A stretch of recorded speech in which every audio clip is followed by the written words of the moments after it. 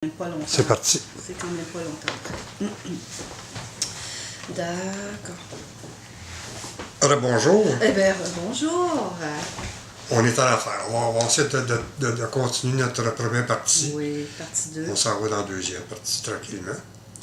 Alors, Pour aller, ça va, c'est pour revenir.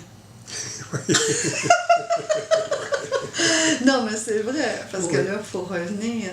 oui. On revient en sens qu'on s'était laissé à peu près. Il y avait un party qui s'annonçait au Parc La Fontaine. Oui, oui. Oui, il y avait ce party des champignons, en fait. C'était des champignons qui s'appelaient? Ben, je dis ça parce que tu m'as rafraîchi la mémoire avec mes mises 16. On parlait de 3 rencontres pique-nique, si tu veux, party, de champignons dans 3 parcs différents, dont au Parc La Fontaine. Et on se rend compte quand même aujourd'hui comment il ne fallait pas d'autorisation à cette époque pour faire flamber le parc de joie, de gaieté et de spontanéité. Une simple petite affiche qu'on avait choisie, Jean-Basile et moi, dans un magazine américain. C'est une petite fille qui dansait avec un vieillard. Peut-être dans Rolling Stone. Ça ressemble à ça. Ouais, je pense que c'est ça. Ouais, j'allume, là, c'est Rolling Stone. Et là, on avait apposé des affichettes un peu partout, invitant, convoquant les gens à une grande fête. C'est tout, la ville n'est pas là-dedans, il y a pas... tout nous appartient, le monde nous appartenait. C'était ça la force de cette époque où c'est cristallisé, et Mamie s'est cristallisé. Moi, je suis sûre qu'il y a une configuration d'étoiles extraordinaire. À ce moment-là, on était là au bon temps, au bon moment, planétairement parfait. Et Mamie a pu... Cette bête-là qui était Mamie, parce que ça mangeait, là, on était tous là en train de s'alimenter de plein de choses qui se faisaient partout. Internet n'existait pas, alors forcément, la communication se faisait beaucoup entre pays, mais on dirait que au niveau, je dis configuration d'étoiles, et j'insiste parce qu'on dirait que tous ces pays-là, ces jeunes-là que nous étions à cette époque-là, flamboyants et excités et impérieux et dynamiques, on avait à cœur de se transmettre l'information qu'on... Ben, il y avait des phénomènes qui étaient là, comme qui émergeaient, oui. Le rock à travers la dope qui se développait. Oui. La liberté, chez l'amour libre. Écoute, mon fils qui a 40 ans, des fois, avec ses amis, quand il était beaucoup plus jeune, il me disait « Ah, maman, raconte-nous l'amour libre. » C'était la grosse farce, les fins de semaine, dans le sens que ces chums venaient chez nous et tout. Et ils disaient, eux de cette époque, condom, ils n'en revenaient pas que nous, ça c'était avant le sida, là, on s'entend. Bien sûr. Mais pour eux autres, c'est extraordinaire. Effectivement, on a vécu. Alors je leur ai dit, oui, le monde nous appartenait, tout était possible, les communications réussissaient à s'être développé un système intéressant. Puis on s'en donnait à cœur joie.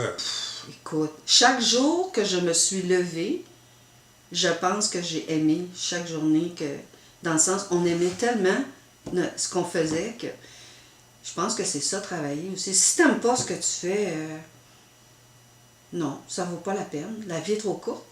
Hein? Ouais. Oh non, c'était très... Et pas une journée pareille, écoute. Tu te lèves le matin, tu sais pas qu'est-ce qui t'arrive, tu sais pas, surtout tu vas dormir le soir. Je peux avoir complètement rencontre, dérapage, tu te retrouves dans une autre place et voilà quoi. Non. Jean t'avait demandé d'aller couvrir les communes. Oui, oui. Ah oui, ça c'était impératif. C'était un ordre de capitaine. Jean, oh mon Dieu, qu'il avait le don, lui, de... Oh non, c'était le fun. Aujourd'hui, les Français disent sac à dos, on sort la sac à dos, explorer, il faut que je me retrouve. Moi, c'était pas ça l'idée. L'idée, c'était essayons de découvrir les gens qui font des choses intéressantes, qui ont quelque chose à dire et de voir comment ils vivent cette époque-là, eux autres aussi. Parce que c'était quand même... un retour à la terre. Oui, un retour à la terre. Et il faut dire, le clivage était fort entre les gens qui vivaient la ville, les urbains, et les gens qui étaient à la campagne. C'était vraiment 2 mondes différents, là. Oui, il y avait ce retour à la terre-là. on ne se le cachera pas, le bien-être social à cette époque-là était faramineusement haut, et dans le sens par rapport à la paye que tu avais. Je me souviens, on avait des petits boulots pour 3 mois faciles. On se mettait sur l'assurance chômage pendant une année. L'assurance chômage, c'était quoi? 70-75% du salaire. C'était formidable. Tu te mets 12 ensemble. 66, tout à fait. 66, Ouais. t'as raison. C'est toi qui étais des chiffres, hein? Mais oui, c'est l'administrateur qui parle, voilà. Tu as tellement raison, mais 66 exactement. 2/3.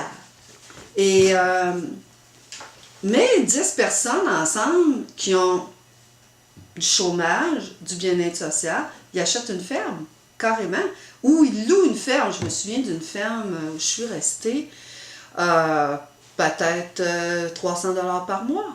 T'es 12, tu lancé, tu fais ton jardin, etc. La vie est belle. Tu bûches ton bois. Tu ton bois. Bon, Tu fais c'est de comme... l'artisanat. Écoute, Tu fais ton joint. Ouais, mais je dois te confier, la vie a fait que, bon, les expériences qui ont suivi, j'ai monté, entre autres, une coopérative d'habitation. Pas toute seule, on était un groupe. Je dois conclure que dans une coop d'habitation, comme dans une commune, il y a 50% des gens qui regardent les autres travailler, qui font rien.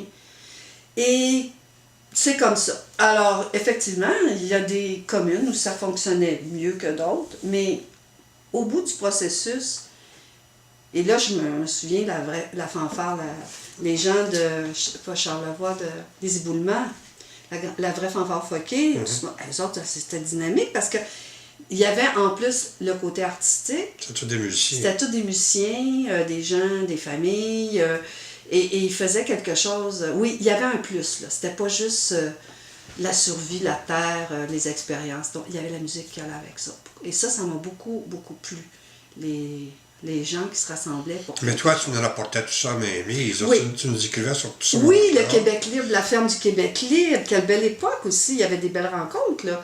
Il y avait des manifestations toutes les fins de semaine, des sculpteurs, des gens... c'était le party. C'était la fête. Alors, on vivait à cette époque-là une espèce de société en ébullition, en création. La vie nous appartenait. Tout était possible. Tout était possible. Tu veux le faire, tu le fais. C'est aussi simple que ça. Tu n'as pas de bâton dans les roues. Tu n'as pas à le faire demain, ça le faire maintenant. Oui, exactement. Exactement. Ouais. Tu te casses la gueule des fois, mais au moins tu avais fait quelque chose. Tu te relevais parce que c'est bien. Parce que Charles Bois qui disait en 2 juin, tu feras faire quelque chose, c'était ça aussi. Oui. Le monde travaillait fort des fois. Oui. Sur des communes. Oui, puis c'est beau ce que tu dis parce que on se casse la gueule, mais il y a quelque chose d'extraordinaire. Tu peux tomber et tu sais que tu peux te relever. Regarde, c'est pas la fin du monde, là. Tu apprends tes erreurs. Exactement. C'est pas... C'est la cybernétique, ça. Se corriger à partir de ses erreurs, c'est merveilleux. Oui. Tu sais pourquoi je m'appelle le maître Auger? Non. Je suis maître de Auger. Le maître se corrige. La différence entre le maître et l'esclave, c'est que le maître se corrige seul. Non, je te dis ça, c'est une farce. C'est cute. C'est une farce. Non, mais des fois, quand il y en a qui m'écœurent avec mon